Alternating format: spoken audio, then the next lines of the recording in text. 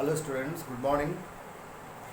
Today we shall discuss about the next topic, that is isoquants and the marginal rate of technical substitution. Okay? If you remember, we discussed in the previous classes about the production function, short period and long period, both we have completed, right? So now the next topic is isoquant.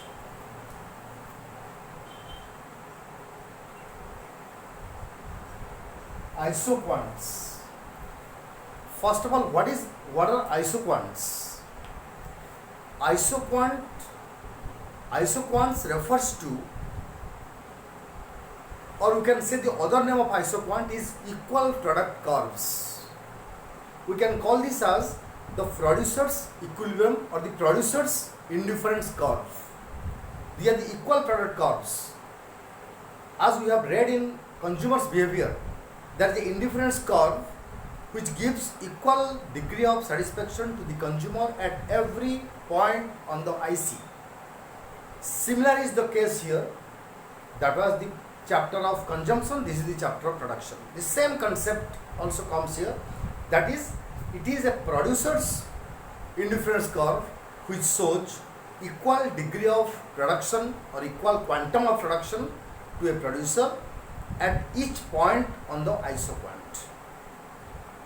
So this is a curve, just like indifference curve, the isoquant is also downward sloping, and here it shows equal degree of output, equal degree of production for the producer at all points on the same isoquant. Now, as we already have seen in indifference curve, we have different combinations. Similarly here also we have different combinations of two inputs. We can change the inputs. Let's say we have two inputs, capital and labor. If we change the inputs, you take more capital, you take less capital, you take more labor, you take less labor, it doesn't matter. The proportion between the two inputs may change, but the output, total quantum of output always remain constant. That is why it is called as isoquant, equal product. And whatever combination of input you take, the output will remain constant. So therefore it is called as isoquant or equal product curve, or you can say producer's indifference curve. Now let's draw an isoquant schedule first. Isoquant schedule. First you take here combination, then you take output, then you take capital, or you can say K, then you take labor.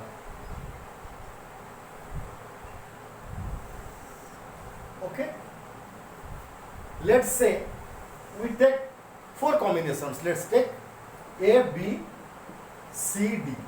We take four combinations of labor and capital.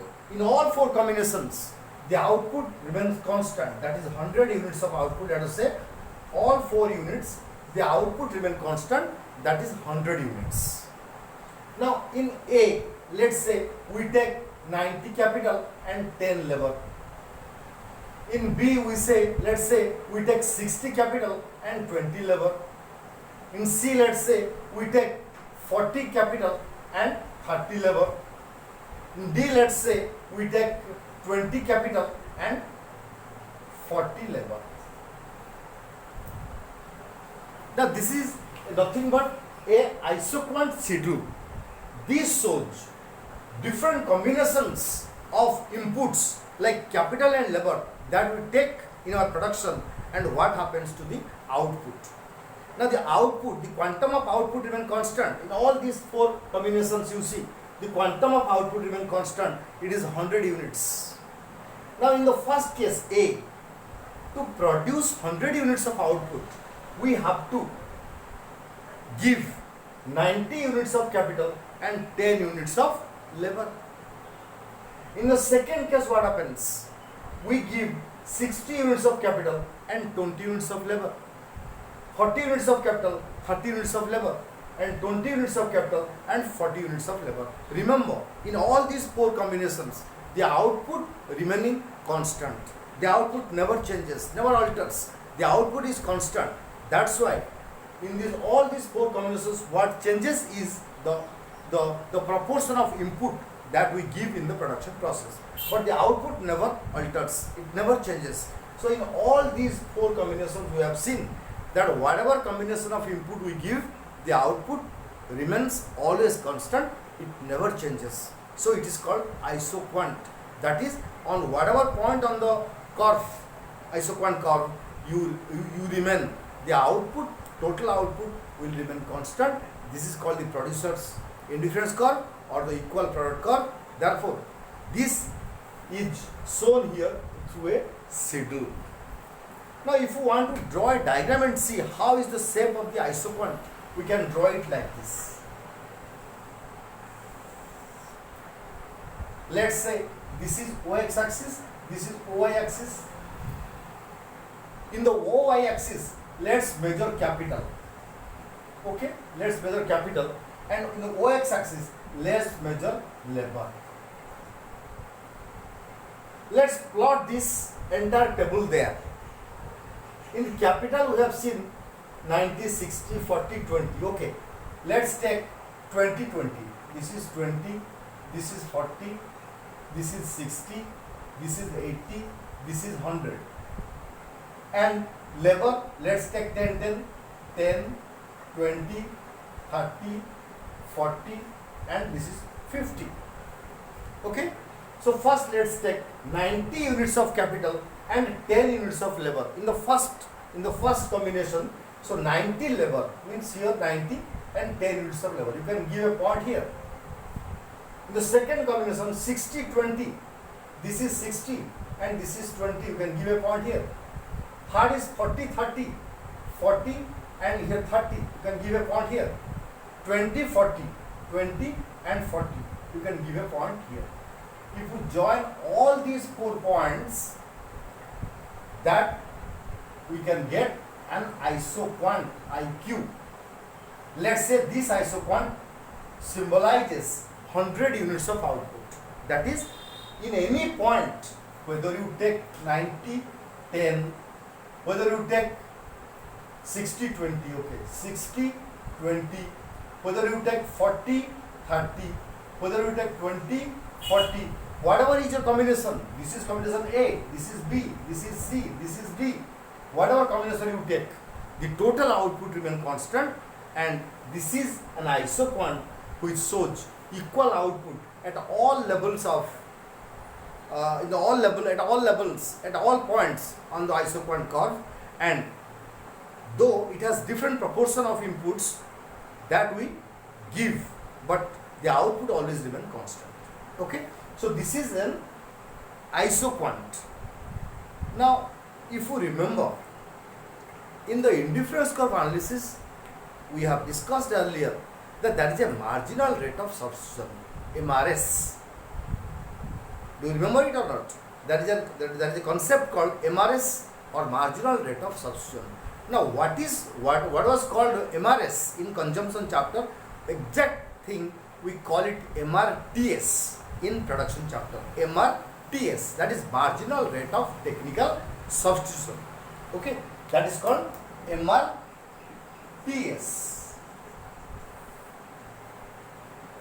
What was marginal rate of substitution? The marginal rate of substitution was the slope of the indifference curve. Similarly, the MRTS is nothing but the slope of the isoquant. Okay, this isoquant slope is nothing but is called the MRTS. We can measure this as delta K by delta L. You see, from A, if we come to B, what change we find?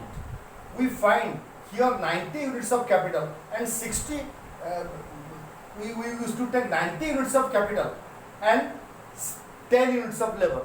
But if you come to point B, what happens? We only take 60 units of capital and 20 units of labor. So to increase 10 units of labor, we have reduced, we have given up, we have foregone how much? 30 units of capital. You see here, to get 10 units of extra labor, we have foregone minus 30. We have here foregone minus 30 in combination B, is not it? Therefore, to get 10 units of labor, we have foregone 30 units of capital. So this is nothing but the marginal rate of technical substitution. That is, here we have, you see in the diagram, here this much capital we have deducted to get this much of extra labor. So by foregoing this capital, we are getting this much of labor. So we can say the slope of the AB, how much it will be? It will be delta K, or change in capital, that is 30 by change in labor. Change in labor is 10, that is 3. So MRS or MRTS KL, we can say MRTS KL. K is capital, L is labor. So MRTS KL is nothing but the proportionate change in capital to proportionate change in labor. That is, you can say it is delta K by delta L. So whatever that is change in capital, and it is the ratio of the change in capital to change in labor. That is, this slope of the MRTS depend upon how much capital you are foregoing to get how much of labor. Okay, how much of capital you are ready to forego to receive extra units of labor. In these combinations, you see, we have the quantum of labor that we are increasing is constant. Just we are increasing 10 amount of labor, and the amount of capital, it is being reduced. In the first case, we are ready to forego 30 units of capital. In the second case, 20 units of capital. In the third case, 10 units of capital. So this shows that when we come from the top to bottom on the isoquant, the MRTS KL falls. That is the marginal rate of technical substitution. Capital for labor falls as you move from the top to bottom. Okay, that was the case with MRT also. Okay, that is the case with MRS also in case of consumer's equilibrium. Now here, as we move from top to bottom, as you slide down from top to bottom on the isoquant, what happens? What we find? That the marginal rate of technical substitution, capital for labor, falls. That is, we will be ready to forego less and less amount of capital to get a fixed amount of labor. That is, we will be ready to forego less and less amount of capital to get extra units of labor, because when we forego more amount of capital, now capital becomes scarce. So in the next succeeding time, what do we do? Our labor becomes more precious, capital becomes more precious, and labor becomes plenty. So what happens? In that case, we will be ready to forego less and less amount of capital for a fixed amount of rise in labor. That is, the gist is, when we slide down from the top to bottom on the isoquant, the MRTS, labor per capital per labor, go on reducing, go on falling. That is, delta K by delta L will fall as you move from the top to bottom. You see, I have taken the first case, you take the second case, it will not be 3, it will be less than 3. Okay, it will go on falling as you move from top to bottom. Okay, thank you very much.